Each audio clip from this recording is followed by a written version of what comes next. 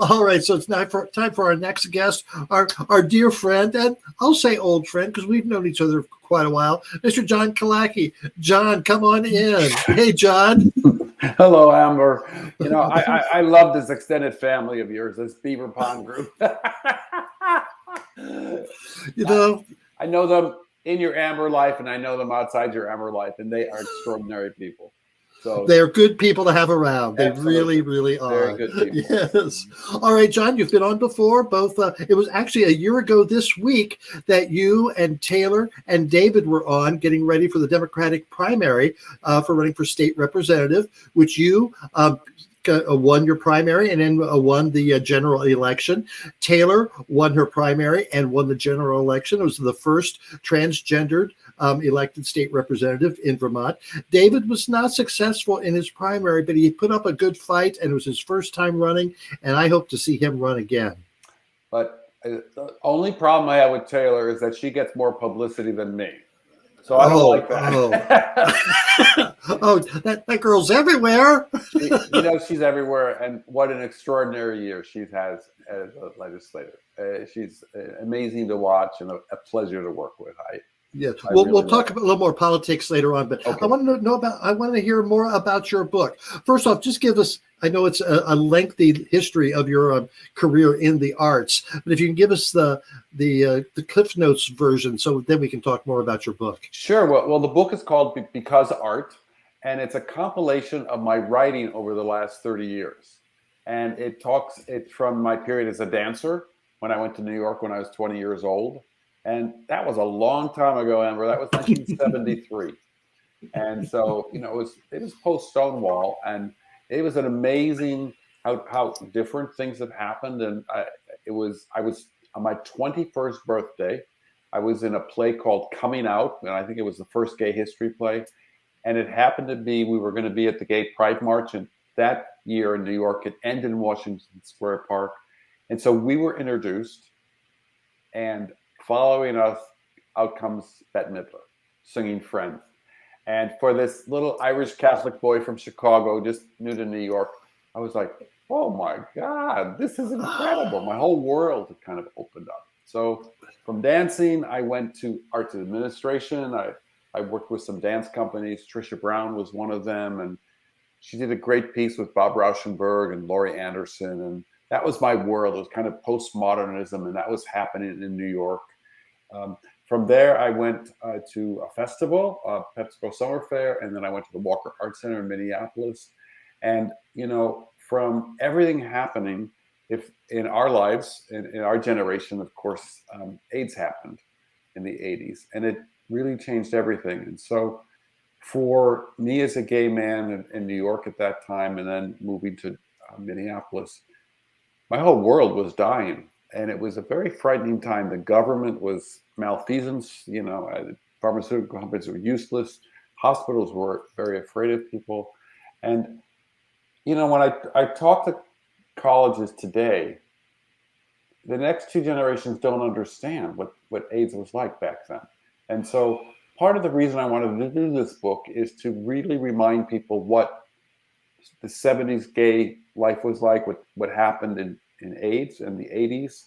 And then in the 90s, I was at the Walker Art Center, and it's called the Culture Wars, where I presented artists that people like Senator Jesse Helms didn't approve of and didn't want federal money going for. And in 1990, I presented 3 of the 4, what they were called the NEA 4. It was Karen Finley, Tim Miller, Holly Hughes, John Fleck.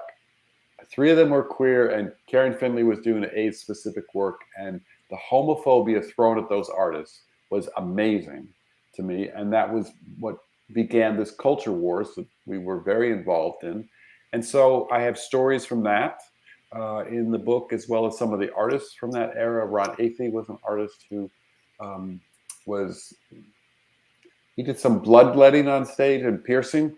And he comes from like a punk club aesthetic in Los Angeles. And boy, the right wing went wild over him, and the kind of assault on me for presenting him was extreme. And that man didn't work for 20 years in America because of that. He went to Europe.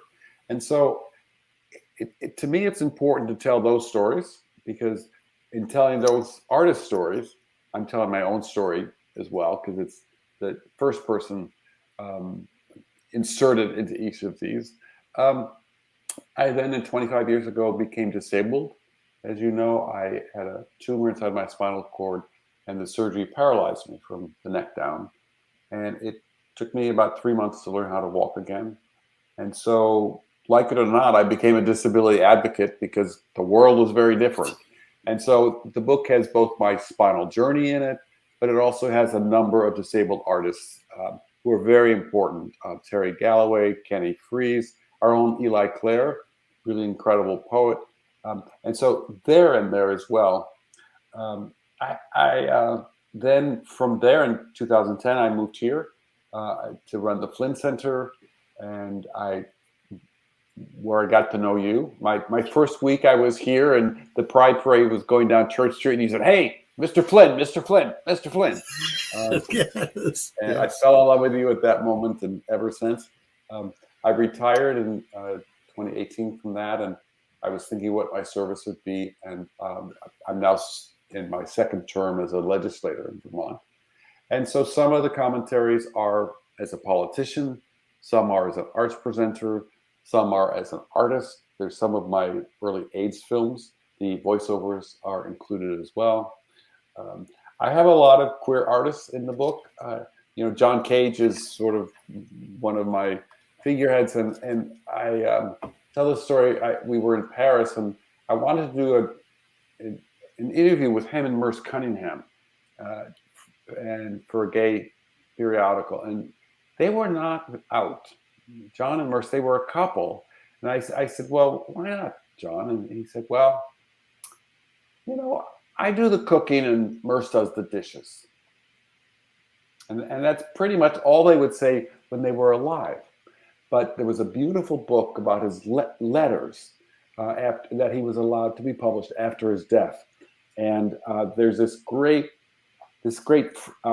piece in there where he talks about Merce Cunningham, and he says, "I would like to measure my breath in relation to the air between us." So, they were sort of a queer role model for many of us, but they were in the closet. Jasper Johns, Bob Rauschenberg, all of that era refused to be really labeled as gay because they felt it would really work against them. The next generation, of course, my generation was like, forget about that. Let's go. And like Bill T. Jones, a wonderful choreographer who did a lot of AIDS-related work. He talks in the book, I interviewed him, he talks about how he admired John Cage and Merce so much, and he wanted to be in that cool modernist club with Jasper and Rauschenberg and Merce and John. But John told him, "You're a little too out for us." Wow. That's not how we do it. So I also think it's important to tell these stories of the earlier generations of some of our queer leaders, because the young people today don't realize how hard it was, and how dangerous it was, and how fragile your career was in the 70s and before that, and you couldn't work in the government, you couldn't be a teacher. We didn't have rental protection in New York. If you were attacked at night, the police didn't care. Nothing happened, and there were no protections. So I was in the legislature. Outright Vermont is a great organization that works with queer youth across the state. And 2 years ago, they brought 91 queer identified kids to the legislature to meet with the 7 out legislators in the House and the Senate. And that was profound for me, because growing up in Chicago, there were no role models. The first openly gay legislator I knew was Harvey Milk, who was a supervisor in San Francisco, and I was in San Francisco the night he was assassinated. Wow. So there weren't role models of legislators. So now these kids can come and they can dream to be Becca Balint, who's the president pro tem. It's a whole different era. But part of what I wanted to do is to have this book, this collection of essays, really function as like a living archive of these earlier generations through a queer aesthetic. So, John, how long did it take you to compile these? I know you've had them stored away in notebooks and on floppy disks and various files. Well, How long have you been working on this compilation? I've been very blessed. I started getting work published in 1993, and a lot of it was around AIDS activism that I was doing. And I've kept all of those files. And so when I went through it, I did about 300 pieces. And I thought, well, okay, what's going to tell a good story? And is there an arc of a story? Because it's not linear at all. It's kind of this mosaic that I put together. And some of the pieces, there's 56 pieces in the book. I probably started with about 80 that I thought would be good, and then some had to be tossed. Some are like a commencement address I kept in from San Francisco Art Institute, which was really fun to do. There's speeches I've given at the Getty and different places. It's all about philanthropy. It's all about arts presenting. It's all about AIDS activism. There's a wonderful review of Sarah Schulman's new book about the early years of ACT UP. And it only came out in May, so I'm glad that could include recent work as well. So, John, your activism, your writing, what spurred that on at the beginning? Was it before your spinal incident, or did that spur it on? What got you started doing this? I think I just fell into it. My 20-year-old self, when I was in New York, I auditioned for this play called Coming Out, and suddenly I was a gay activist because I was in the first gay history play. And my friends in the theater would say, well, is it art or is it politics, John? And it's like, wow. Well, why does it have to be either? And, if you think about the early years of AIDS and ACT UP, it was very artist-centric. There were a number of artists that were involved in ACT UP, and so it became very visually dramatic. It became very performative. The kinds of sit-ins and different things were happening because artists were at the center of it. So I think I just came of age in a time of art and activism. And, Stonewall changed a lot with queer aesthetics. And, those gay pride marches allowed everybody to be theatrical. Well, the artists know how to bring attention to themselves. Well, and I would say, Amber, drag has always been political. In the 50s, it was political. In the 40s, it was political. In the 60s, it was political. It remains political. When the LeMay girls go down Church Street, you blow people's minds. It's political. It is so cool because we've been doing this. The LeMays have been out there for over 25 years, yeah. And so when we walk down the street, we get shout outs, from people. And there was once several years ago where someone made a derogatory comment to us, and someone turned around, don't you know who they are? It's been very gratifying. Amber, you and I have spoken about this personally, that we have lost so many people that we stand up for them. And so in the book, there are a number of artists, Keith Haring, Peter Hujar, Reza Abdo, that have died from AIDS. And I thought it was really important to include them, to remind people about their era that they lived in and the kind of extraordinary legacy they've left behind, even though their careers were very short. No, that's one thing when people say, why do you do what you do at your age? Well, they normally don't say at your age, but that's usually implied. I hear that. but I tell them, it's because, coming out, I knew these great theatrical, artistic people who died. And I'm just trying to figure out how much better the world would be if they were still alive and doing things. And they aren't. They aren't alive. They aren't doing things. So I feel an obligation that to do what hopefully they might have done. So it's our legacy. It's our legacy of love that we must carry it forward. Yeah. And so part of it is that book. And so I'm hoping it's called Because Art. Next Thursday on You're good, John. There we go. Next Thursday, July 23rd. I'm going to be at the Pride Center with a book launch, which is really going to be fun. And then on Monday, the 27th, I'm going to be at the South Burlington Library with Mark Redmond, who also has a new book called Called.